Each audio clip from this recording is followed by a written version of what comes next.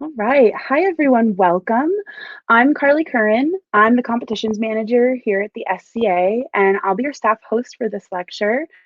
Welcome to Cafe de Costa Rica, Innovating in Technology to Improve the Livelihood of our Coffee Sector. First, we'd like to thank Pacific Barista Series for supporting all of the lectures this expo weekend. If you have any questions during the presentation, we'll have time for Q&A at the end. Next to the chat tab, there's a Q&A tab. Go ahead and click that and you can send us your questions right in there. And I am very excited to be joined by María Lobo. She's in charge of traceability and environmental management at eCafe. Thank you, Maria, for being here. Please take it away. So much. Good afternoon, and thank you everyone that's joining us today, especially on a Saturday afternoon. I hope that everyone is also enjoying their coffee as I share a little bit about what Café de Costa Rica, especially the Coffee Institute of Costa Rica, eCafe, is doing in innovation and technology with the goal of improving the livelihood of our coffee sector. So as Holly mentioned, my name is María Paz. I'm in charge of traceability and environmental management at eCafe. And I've been specifically working on those two areas through the lens of technology. So the goal today will be showing you a little bit about what the process has been in creating our technological platforms, kind of the importance of those processes, what our challenges have been, how we're solving some of those challenges, and also challenges that we're still working on. It goes without saying that this is the work of a big team at eCafe, specifically my colleagues Vanessa and Giancarlos, which work with me day to day with the creation of these platforms. So, of course, interestingly enough, I never imagined that this would be done through a webinar, and I think it is a very good example of the shift in adaptation that every sector is going through, in this case, coffee, regarding technology.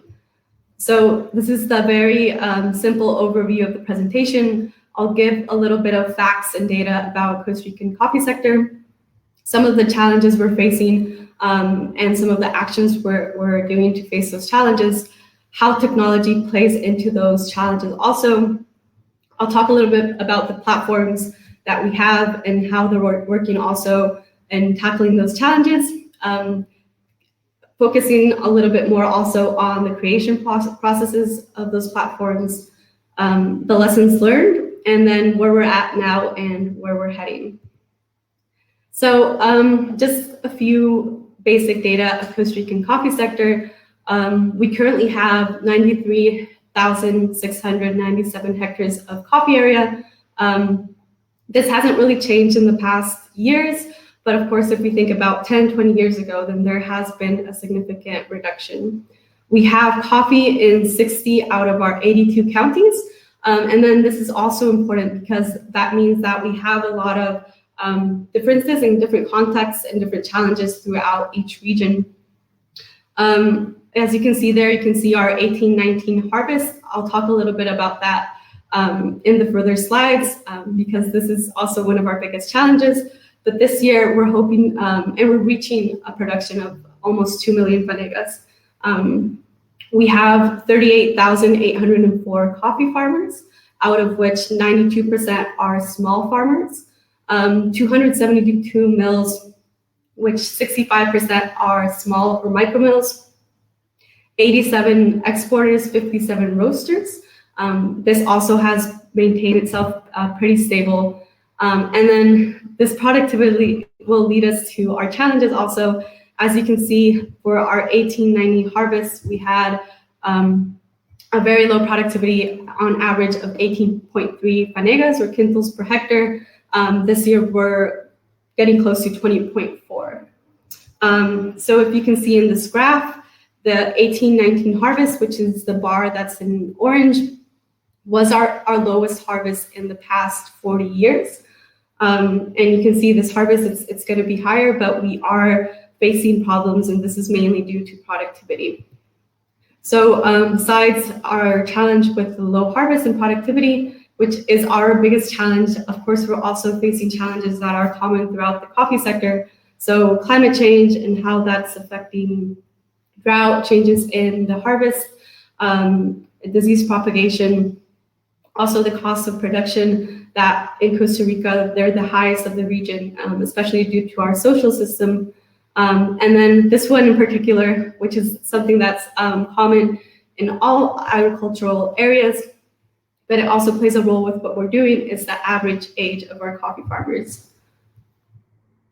So I could talk a lot about the projects that ICAFE and a lot of amazing actors are doing in Costa Rica to deal with these challenges, but I'll focus just on some very important projects and especially how technology plays a role in these.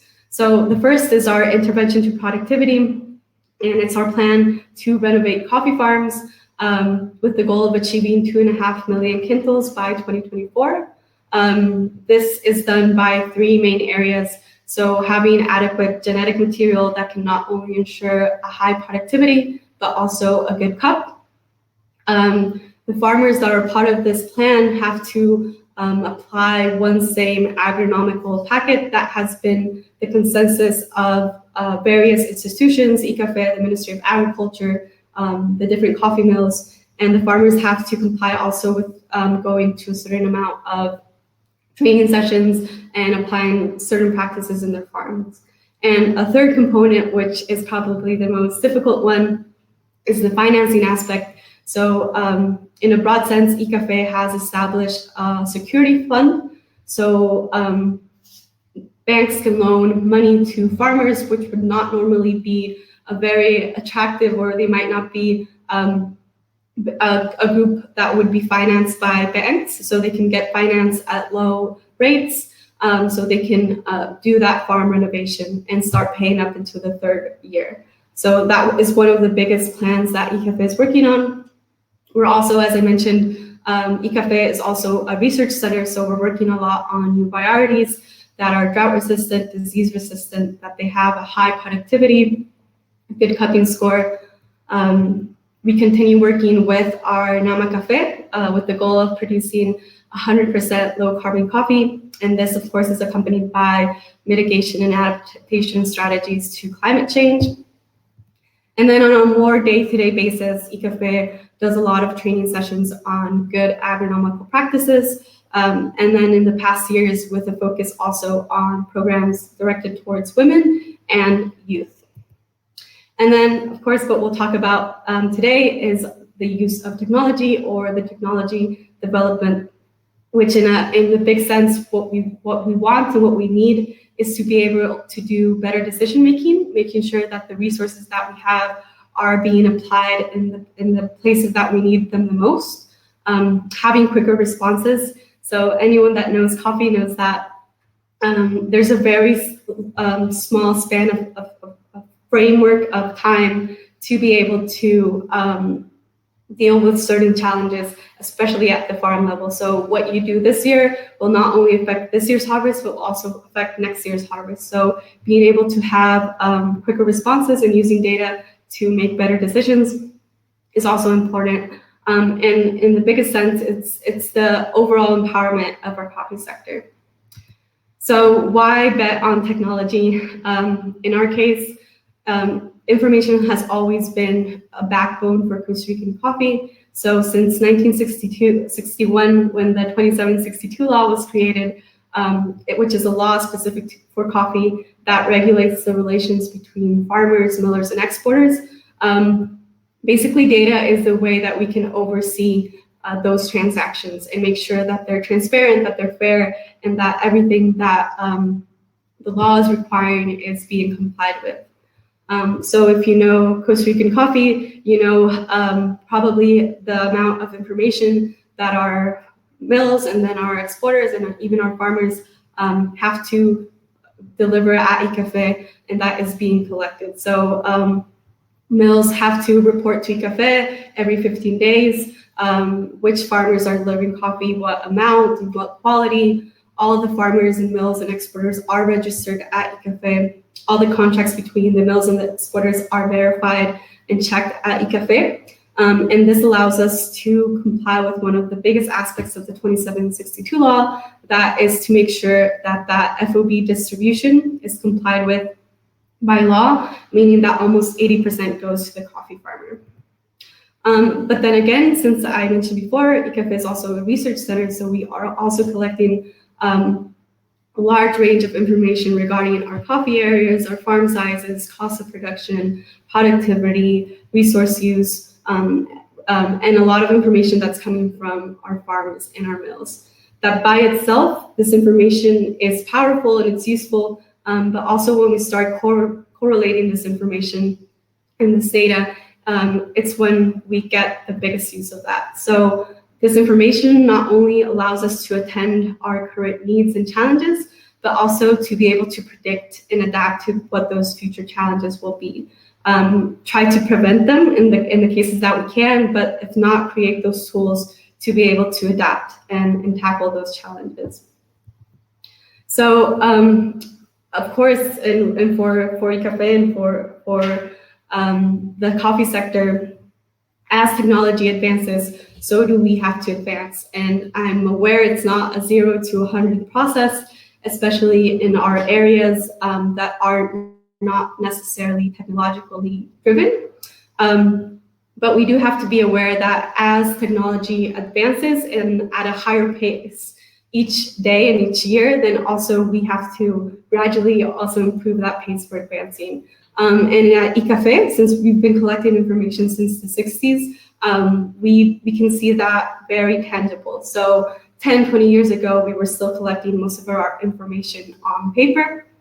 From there, we went through Excel sheets, and now we have web services.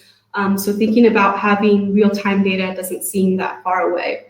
But most importantly, more than seeing the evolution in technology as the platform we're using and how that platform is being advanced, for us, evolution in technology has to be also measured by the amount of people that have access to that information and that are feeding from that data. So as a sector, our goal isn't necessarily to have the coolest and most trendiest app or web page or web tools. It's making sure that that data is in the hands of those that can make best use of it, and that we can get data from the direct sources as possible.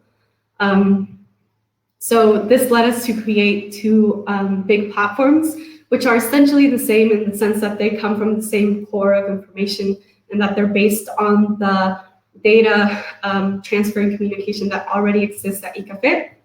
The CR Cafe is of internal use, and it's more of a tool for our coffee sector, while the traceability and the sustainability statement is what we're communicating to our buyers and eventually consumers.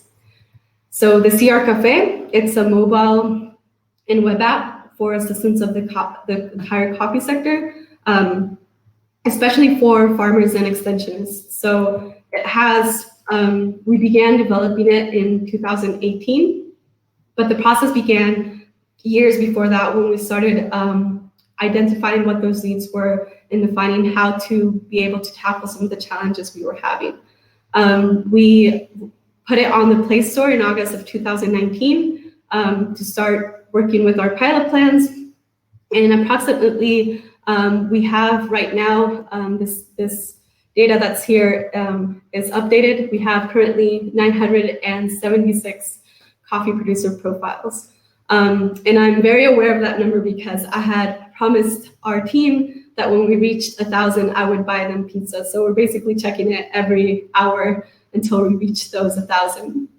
And then we placed and we were given a very ambitious goal by our executive director, Doña Cinia Chavez, in achieving 10,000 profiles by the end of this year. And even though it's a very ambitious goal, everything we've done so far is very ambitious. So it goes very hand in hand. So the CR Cafe, the app aspect that is more directed towards the farmers and extensionists, it has a lot of characteristics. So it will have the farmer profile that goes and dives deeper more into the farmer identity. So besides just having the basic data of information about the farmer, it also tries to dive deeper and kind of create a farmer identity of who that farmer, who that family is. It has a very complete farm characterization. that is more from an agronomical perspective. It has a section of alerts, so we can send, depending on the region you are, different alerts regarding climate or regarding disease propagation, and those arrive as push notifications on the farmer's phone or the extensionist's phone. It also has a part for direct communication, so you can open a chat with our regional offices.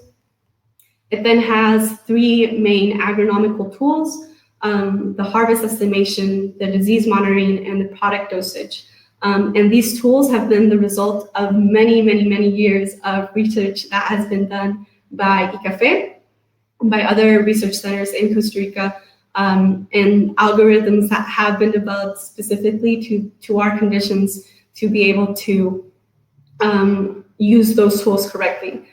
So for example, one of the aspects, and as I mentioned before, that productivity was our biggest challenge. The harvest estimation tool is very useful in the sense that if farmers can know with a precise number what their harvest will be, then they can fertilize and they can apply accordingly to that harvest. So that means that if they think their harvest is going to be less and they apply less fertilizer, then it might not affect necessarily their harvest this year, but it will definitely affect the harvest next year. And on the other sense, if they think their harvest is going to be higher and they apply more fertilizers than they should, then that will also incur in economical and even social aspects that can be also harmful for the farmer and eventually even affect, again, productivity. And it has a specific part for our extensionists, which is the farm survey. So it's a very simple way that we could use to visit a farmer and communicate recommendations that the extensionist does in a simpler manner. And then for farmers and extensionists, you could also access a web portal where you can do data analysis on this information. For mills, the mills also have a profile. They can analyze and they can see information regarding the farmers that deliver coffee to that specific mill. They can't see information of farmers that deliver to another mill, which is very important in our case. And they can also do different data analysis. And then for us, specifically for the Nama Cafe project, having the carbon footprint calculator and being able to calculate what that carbon footprint is overall. And then our exporters also have a user or profile, and then they can access the traceability aspect of the tool, which is the statement. So this is something that they can eventually communicate to their buyers and to their consumers. So it's a specific profile, a traceability and sustainability profile of each of those ICOs or coffees that's being exported, with the goal of providing that transparency and that added value. So this statement the basis of how the traceability is the information that we are already verifying and it's going through ICAFE. But then it's complemented by a lot of the information that we're collecting with the CR Cafe. So that includes the farmer identity, that includes even if it's one farmer, if that coffee is coming from 200 farmers, you can see a sample of those farmers, the farm information specific to each of those farmers regarding the altitude, the varieties, the farm size, the pictures of the farm. And then there's a basic taste profile of the coffee, the distribution of the FOB dollar, the coffee mill, the carbon footprint if the coffee mill is part of the Nama Cafe project, and then the coffee exporter. So basically, a lot of what we're collecting at the CR Cafe, which is basically raw data, allows us to convert that into valuable information that not only can be useful internally, but can also be useful for our buyers and our consumers. So I wanted to focus more on the process of how we develop these tools, especially since we're very aware that there's been a lot of technological development throughout the coffee sector. And so more than diving deeply into how each of those tools work that are very specific to the Costa Rican coffee sector, I'll talk a little bit about that process. So we basically went through a very 101 design thinking process, focusing especially on the first stage, which was understanding or empathizing and what those challenges and problems were for our coffee sector. So this was the stage where we sat down with farmers and with mills and with exporters and with NGOs and with buyers and consumers. And we had a lot of long talks and a lot of sessions trying to identify what those needs and what those challenges were. From there, we went on to define what is it that we needed and how we would be able to solve those challenges. That's when we would determine that we needed a tool to be able to collect more information. And then from there, we went to the ideation process and the testing process. That in software especially, this is a constant process that we go through. So we're in a constant process of designing, testing, improving, and repeating. And I could mention that maybe we do this basically every day since we've been developing these tools. So it's something that it's a never-ending process of improving the tool. And as more people start using it, then we also notice things that we can improve or things that we can change. So in that defining stage, when as I said, we determined that what we needed to develop was a technological tool to be able to help our coffee sector in improving that data recollection, analysis, and usage. That this was the response of a lot of the interviews that we did with our buyers and consumers in our coffee sector, in that they needed more information about what was going on. Then from there, what's next, especially when you're creating a technological tool that is also collecting a lot of data. So one of the first things that is very important to determine is what data do we have, in what format is that data, and how constantly it is being generated. Before doing anything else, in our case, that was very important. And eCafe has a lot of data already, but some of that data is in Excel spreadsheets, some of that data is in our Oracle databases, some of that data is being collected by third parties. So how is that data, and in what language is that data? And then the third question is, which I think is also very important and sometimes overlooked, is how constantly that data is being generated, because this can cause certain mismatches that can be complicated to solve in the future. So for example, how the CR Cafe is placed and how it's being used is that you can only create a profile or a user as a farmer if you're in the last 3 nominas, or our registry of farmers, in one of the 3 last nominas. So we have, and that nomina is updated around June of every year. So we had farmers that were new farmers that between July and May, if you're not in that nomina, if you're a new farmer, then you were able to create a profile in the CR Cafe as a farmer. So in our case, we designed a solution to be able to have an intermediate database so we can include these new farmers. But that's an example of something that was easily solved. In some cases, these mismatches might be more complicated to solve or put inside the tool. So next is, what do I need and what is the final results? So how do you need to use that information? Who will use it, and in what format do you need? So in this case, for example, when we were speaking to our buyers and our consumers, one of the aspects that kept on coming up was the need to have more information about the farmer and to dive deeper into that farmer identity. So of course, this could be done in many different ways. You can have an audio of the farmer, you can have an open paragraph, you can have closed questions, you can have open questions.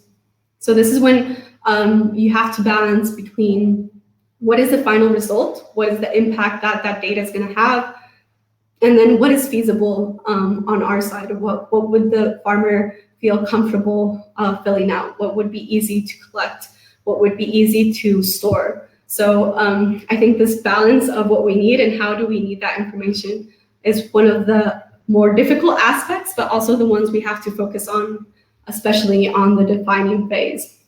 And then very really separating those must-haves from those nice-to-haves. Because as you can see, sometimes those nice-to-haves will have a very large investment in resources. And maybe if you focus more on the must-haves as you start developing them and implementing them, you'll figure out some of those nice-haves aren't very necessary, or that they might change. So it is very important to focus on those must-haves initially. And then what are our restrictions and limitations? Of course, eCafe isn't a software developing company. That isn't our focus as an institution. And we can't make an investment in 10 huge data servers. So that will have an impact on how the app is developed and how we have to collect that information also. And then I would mention it's not necessarily a restriction, but it is a non-negotiable must-have that as eCafe we must comply with. And it's how inclusive that tool is. So in our case, it was non-negotiable that the tool had to be able to reach 100% of our Costa Rican coffee sector. Because eCafe is an institution that works for 100% of the Costa Rican coffee farmers. So this, of course, is something that really molded how our applications and our tools had to look like. And even though inclusiveness is one of our biggest prides, I think it is what is separating maybe what we're doing from what other tools are doing that might start at the extensionist or might start at a third party. I think it's easy to imagine that it's also one of our biggest challenges. And that has had a biggest impact on the design phase. So we have to deal with a very large range of ages, of context, of educational levels, of internet access, and all of these aspects we have to take into account to strive for that 100% accessible, which of course we are aware that it's not going to be used by 100%, but it has to be accessible. So in this, for example, when we were developing the app, then if you're not probably from a software background, as we are not, then for us it seemed logical to think that if the app was useful for a 65-year-old, then anyone under that age could also use the app. And as we found out, if the app is very simple, if it's very square, then it might not be attractive for younger generations. So all of these variables have to collide in one same point, and that's been one of our biggest challenges, but it's also been something that we've been achieving in the development process. I'll do say that as Costa Rica, we have certain advantages that makes that inclusiveness a bit simpler than I can imagine that other coffee farming countries might have, and it's that we have a very high internet access throughout the country, and internet is very accessible in the country. We also have a very significant numbers of farmers with smartphones, and this is something that we've been identifying for the past years, but then we can also confirm through different ways. So, for example, WhatsApp has become the most common form of communication between what eCafe is doing and communicating in our farmers. So the tool that is used the most to be able to communicate with farmers is WhatsApp. And this gave us a lot of light to think that our farmers completely could have that capability to benefit directly with technology. So again, we're aware that it's not going to be 100%, but there is a large group, a significant group of farmers that can learn and that have the capability to be trained and to make use of that tool directly. And that is what we're striving for. Even though the tool, how it's made, means that if the farmer can't create the profile and if the farmer can't do the characterization of the farm, then an extensionist can do it for the farmer. We are striving that the first in that we can get direct information from the farmers. So some of the summary of the lessons learned from that design process, first is to dedicate as much resource possible in that empathizing and understanding phase. It's not only what allows us to understand and to be able to determine what the challenges actually are, but it's also going to affect a lot the adoption process of the users of the tool. I would say also focus on a minimum viable product and work from there, kind of what I mentioned before with the must-haves. But if you wait for the tool to be 100% and to include all these characteristics, then it's going to take a long time, and you can't be testing those characteristics as they go. So for us, this has been also very interesting, because it means that we have updates and that we're improving the tool, and that also makes it more attractive for the users. Involve as many people possible in the testing phase. I can't stress this enough. This is what we are doing right now, but also just testing it in the wide variety of people. I would test the tool with my dad, that's probably in the same age of a coffee farmer, but doesn't know anything about coffee, and see how he would react with the tool. I would test it with my friends, and I would test it with a lot of people, and that is very important. And that takes us to the fourth one, which is a very basic concept of design, and I think it applies very good with software, which is to fail fast. As sooner we can realize what's not working and what we have to improve, the sooner then we can start working on doing that change and designing that improvement. And then lastly, I would mention, especially in the case of eCafe, that we don't really have a software department that specifically works on app and web development, would be to have an in-house software translator.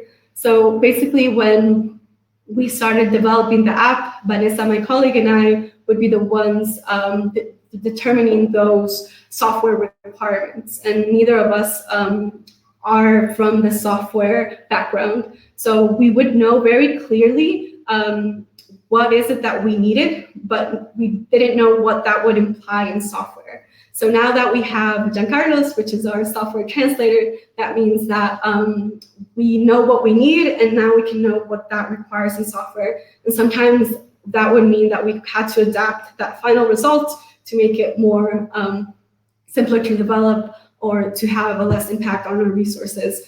So that bridge between our needs and eCafe, and then the final in our software company that does all the development, is very important.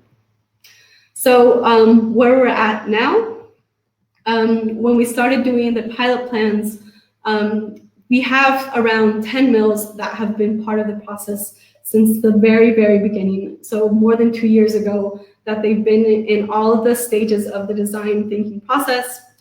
These include 4 micro mills, but it also includes the 2 biggest cooperatives of the country. So as I mentioned, this is where we've been able to try out how inclusive that tool is.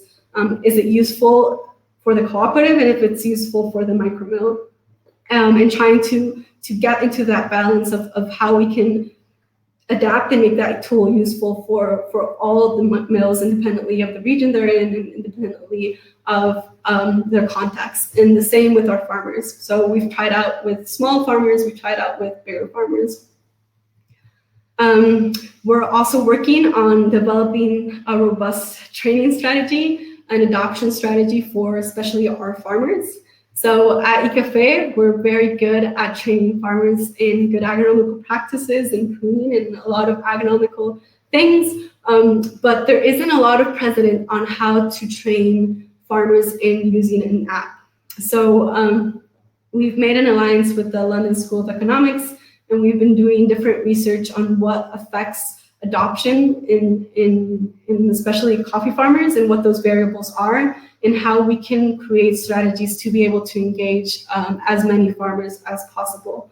So it has 2 stages. How do we contact those farmers? How do we get them attracted in trying that tool out? And then how do we train them in using that tool? And one of the interesting aspects that we've seen is that in the implementation process, one of the ways that it's being more successful is when the family gets involved. So the wife or the husband or a child or a nephew, when that involvement as a family is made, then it's sometimes easier to have that adoption process.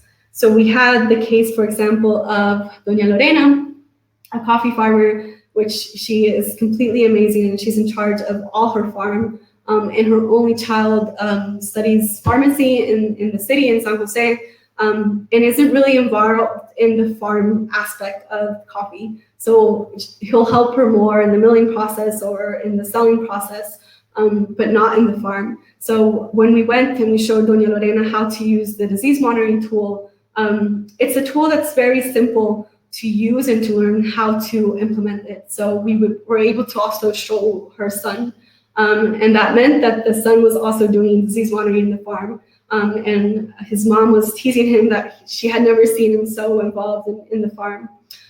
So like these, we've had a lot of success stories, but of course, we've also had cases in which the farmer at all doesn't want to engage with the app, or has conditions that doesn't allow him to engage or her with the app. We've had also the case of Copa Victoria, which is a mill in our West Valley, that they did a large input of data in a very short frame of time. So they added around 150 complete profiles of farmers in their farms, which it's cool because as farmers of Copa Victoria start engaging with the app directly, then they'll already have that profile that their cooperative had filled out. So I do think that it's a way for them to also have that incentive, and then they already have a historic in a base, and then they can add more information.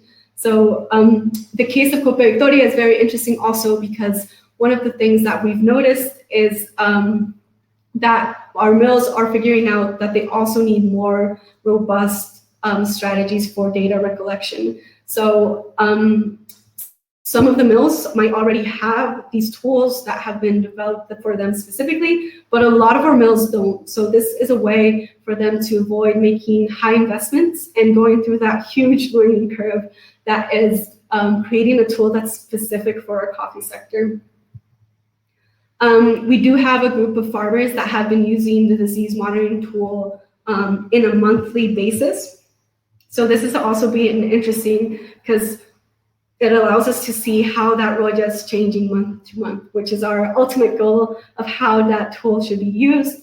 But it has also allowed for new dynamics to be created with the extensionists, meaning that the extensionists can check through the web how that disease monitoring that disease is advancing, and is able to contact the farmer directly or visit a farmer to attack specific problems that are happening.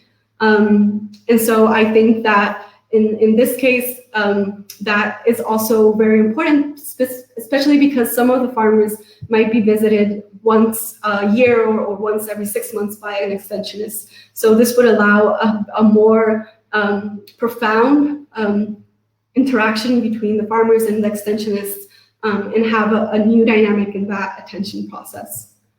And then on the other side, we have some of our exporters that are using or communicating that traceability and sustainability profile. So we've had exporters that are communicating and that their buyers might just be using it to complement the information that they're already collecting, which is very cool. But then we have the case of Fulcrum Coffee Roasters in Seattle that they added the information directly on their holiday blend on December. So this is also a very interesting aspect that we can also, as Café de Costa Rica, monitor that information and how that engagement with the QR code is going. And then again, it doesn't necessarily have to be this case, which is the best of the scenarios. It can just be that you are using that information and complementing from that information. And then I had to add this because it's what we're going through, and it's turned the world around, and we're not extent from that, and the project isn't extent from that. So I just wanted to talk a little bit before making the final remarks on how we're adapting to COVID-19. So these months, Vanessa and I, we were going to be very focused on training and implementation strategies. So basically, we were out of the office these months. Every day, we had training sessions with our regional offices, with extensionists, with farmers, with mills, with exporters. And of course, all of that was canceled. And we really don't know when we're going to be able to do that again. And this is going to affect probably the number of farmers that we'll reach this year. And even though we are experimenting with virtual training, it is more challenging. And what we've learned in the months that we've been using the tool with farmers is that the experience is different when you're there with the farmer, when you do a test run at the farm, and when you use the tools at the farm. So basically, in that sense, even though we're trying with those virtual trainings, it is a challenge that we're facing. On the other hand, having these virtual training sessions are useful also so we can use them in the future. And since these are videos that we're making and that we can, we've been doing these Facebook Lives every Monday at 3, and we've had a large number of farmers that have been tuning in. Then these are videos that we can use and download and use on our training sessions, and then use to pass to a farmer eventually, so that they can complement the training strategy that we're making. And also, this situation has allowed us to highlight some of the advantages of the app, especially when an extensionist in this time can't make a visit. So being able to communicate via the app with an extensionist, being able to do your own disease monitoring or your own harvest estimation, it's something that we can highlight because it's one of the advantages of the app. And we have seen a very interesting increase in the downloads. So in this graph, you can see, of course, these months were more of our pilot plan strategy, so we haven't really done a large promotion of the tool. But since we started doing those virtual trainings in April, you can see this yellow spike of farmers that have downloaded the app.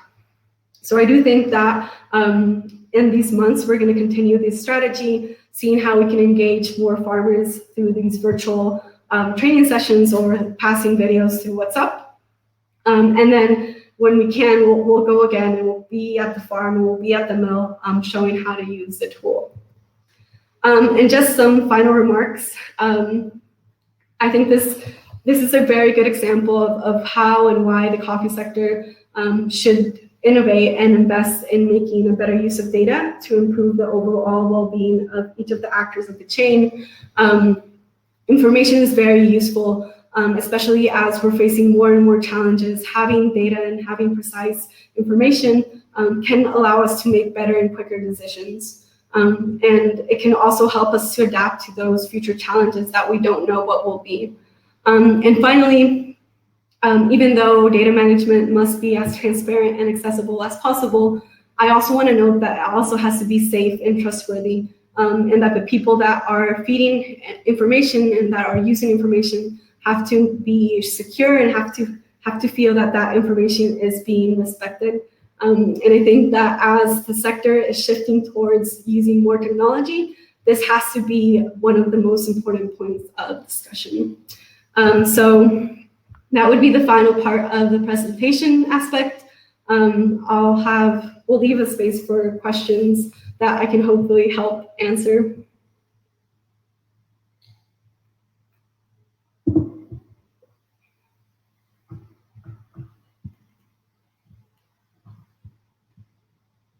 I think it's loading. Okay. Can you hear me? Yes. Good. That was incredibly insightful. Thank you for all of your hard work and sharing all of that with us. We have some really great questions that I want to dive right into. If y'all have any more questions you want to ask, just pop them into the Q&A box, and hopefully we'll get to a number of these. So the first question would be, could these forms of technology provide support for climate change adaptation? Oh, sorry. Can you hear me okay?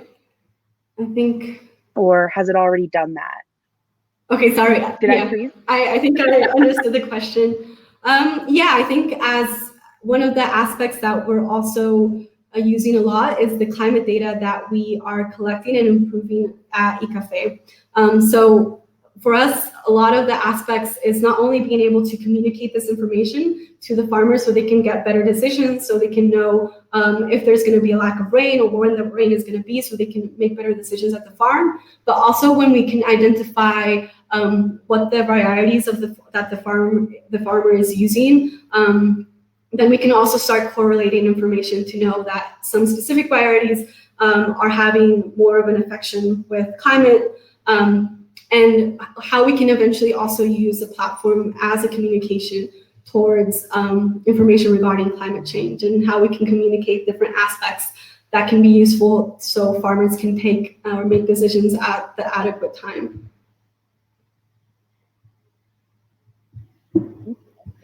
And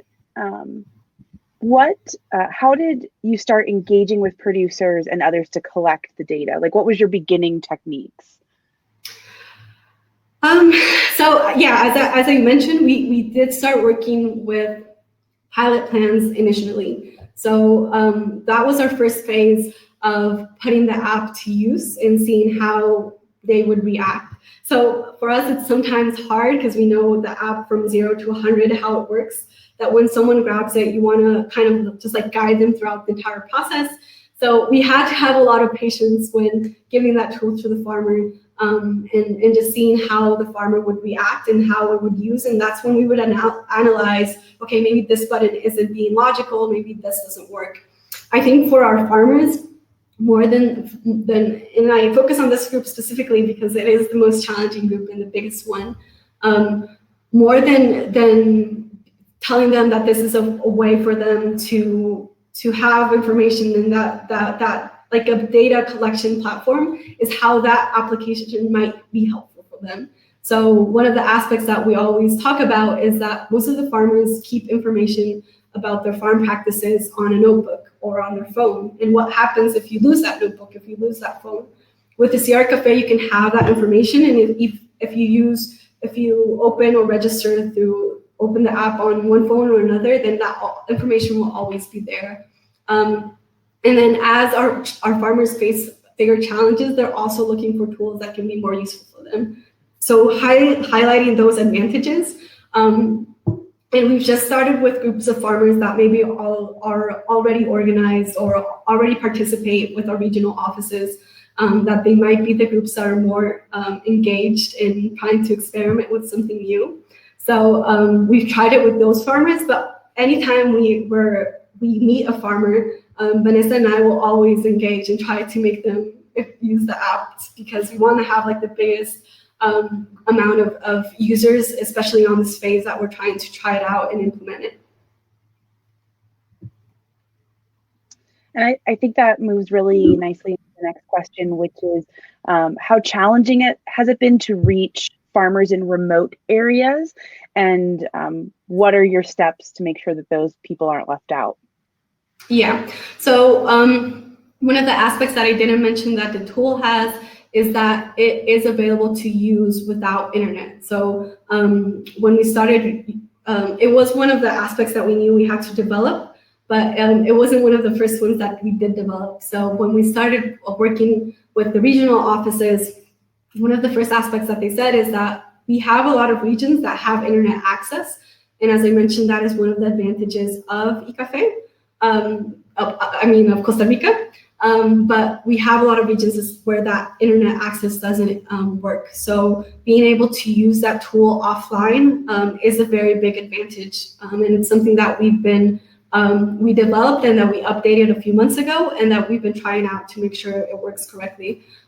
So a lot of the work we do is engaging with our regional offices. So they're the ones that know where the farmers are. They're the ones that engage day to day to those farmers. So for us, making sure that our regional offices and the extensionists know very well how to use the app and can train more people on using the app has also been very useful to reach more farmers, because by ourselves it would be very complicated. Awesome. So what were some of your biggest challenges in the beginning? I know you've just sort of launched, but what were some of your biggest challenges? I think in the design process, as we mentioned, it has been making that tool as inclusive as possible, and as accordingly as possible to the Costa Rican coffee sector, which is very specific. So there's a lot of aspects regarding security of information that for us are very essential. So a farmer can't see information about another farmer, a mill can't see information about another mill, mills can only see information about the farmers that deliver coffee to their mill. So creating that security aspect, it's been one of the biggest challenges in the design process.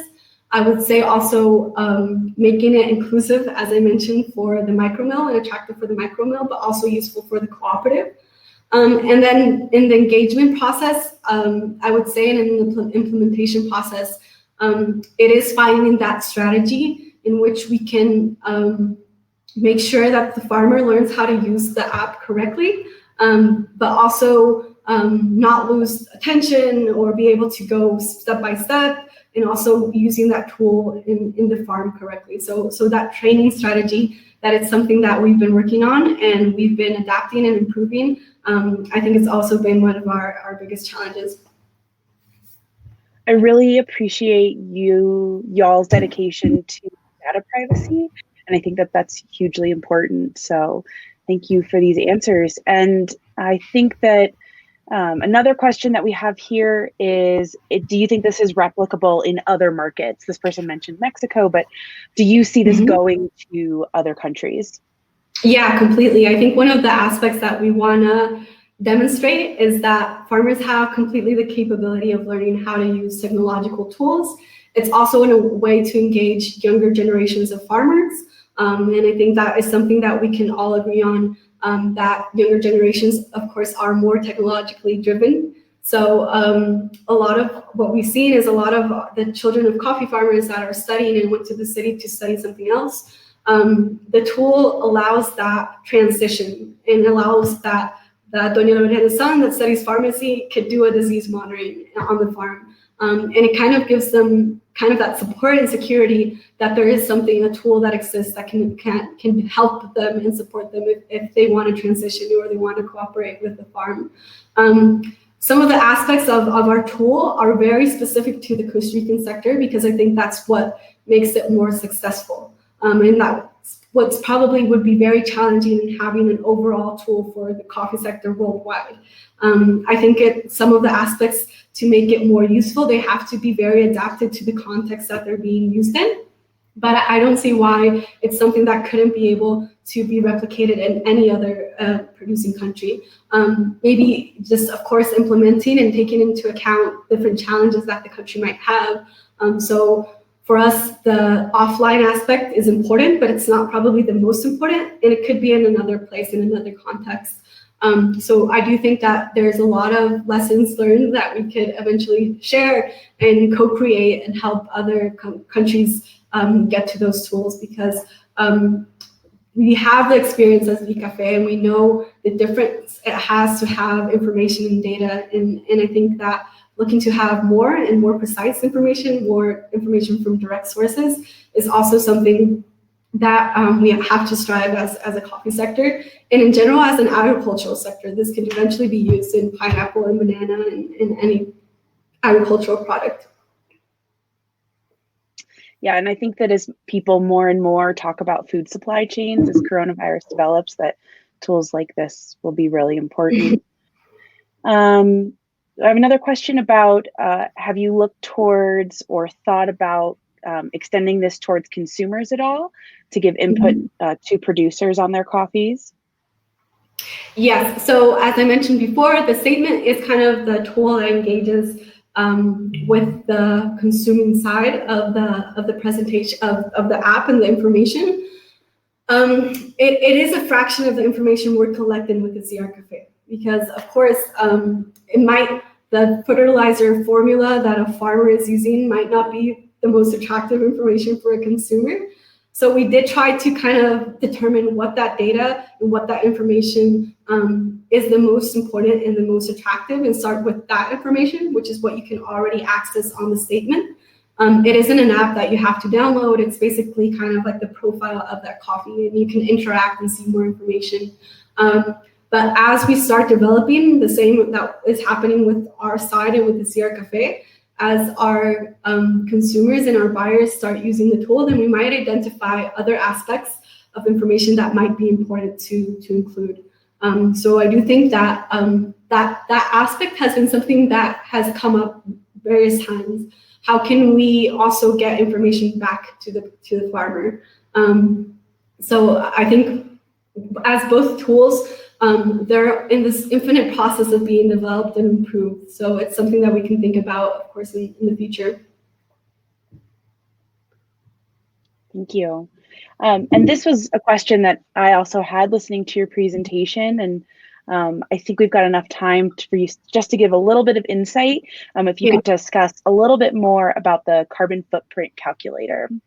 Okay, so I think I'll do clarify that what we have on our tool is the carbon footprint inventory. It's the first step of generating a carbon footprint. So it doesn't necessarily mean that the mills will be carbon neutral. It means that you can know what your carbon intensity is as a mill, as a farmer. So we have mills that include their farms. We have mills that's just their farms. We'll have mills that include the roaster. So there's different types of inventories. And what we are implementing on the tool is that, and this is something we've been developing and was developed with the Nama Café project. We identify those sources of carbon emissions that are present at farm level and mill level, and we calculate what that carbon intensity is to calculate a number of kilograms of CO2 emissions per kilogram of green coffee that's being produced. And what we do is we can compare, and we have data to say, so this is a high footprint, this is a low footprint, this is a medium footprint, and these are the measures that that mill or that farm is taking to lower that footprint. So in the case of our farmers, it's more interesting because, of course, the biggest emissions come from the aspect of the fertilizer use. So that's, again, when the CR Café has a good role, because when you place what your fertilizer formula is, and you place how much fertilizer you have, then that's the way that we can calculate as a sector how much that carbon footprint is for the farming side. And on our mill side, we have around 62 mills that have their inventory and that are working year to year to update that inventory, and they can have that carbon emissions on, and that they're even using it to communicate already to their buyers. And as I said, our goal is to reach 100% of those mills in a medium term, and be able to have that footprint of the sector. I'm so excited for the work that you're doing, and I so much appreciate you being here to talk to us today. There are dozens more questions that we don't have time to get to, but Maria has her email address on the screen. And if you'd like a copy of these slides or you have more questions, I think she is totally open to that. Yes, completely. Thank you so much for being here. And thank you, Maria, for giving this very, very interesting presentation. I'm so glad I was here with you today. And thanks again to Pacific Barista Series for supporting all of the lectures this expo weekend. There's going to be a survey that pops up when this webinar closes. It's also linked in the chat. Please take that survey, and thanks again for being here. And I hope you all have a great afternoon. Thank you. Bye, Maria. Bye.